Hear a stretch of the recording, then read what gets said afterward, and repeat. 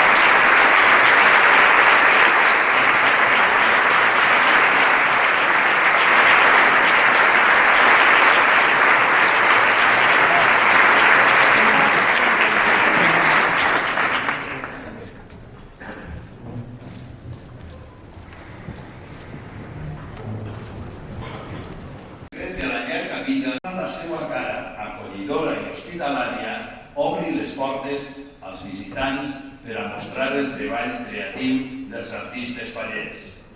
Fa quasi un any celebràvem col·lectivament esta distinció que va ser rebuda amb alegria no sols per tot el món faller, sinó pel conjunt de la societat valenciana. Perquè les falles, paradoxalment, les falles no són propietat de ningú, perquè nosaltres simplement som els dipositaris d'un llegat que haurem de preservar i renovar per a transmetre'l a les noves generacions. Eixa és la nostra missió perquè Una part de la història que enguany es manifesta en vosaltres, Rocío i Daniela, fins ara representants de les vostres comissions de falla i a partir d'ara representants de la festa sencera, la festa dels activitats que celebren les falles. De la mateixa manera, a través de la cultura festiva, compartim l'alegria de ser valencians amb les festes germanes, que avui estan representades per la reina de les festes de la Magdalena de Castelló, Carla Bernat.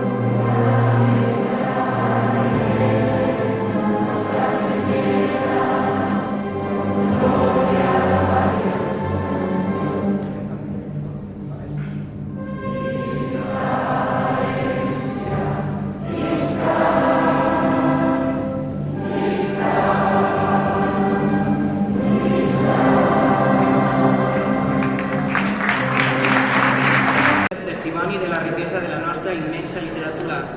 La novel·la Nit de foc, de Vicent Marquès, que l'any 1990 va rebre el Premi Constantí Llombart de Narrativa de l'Ajuntament de València,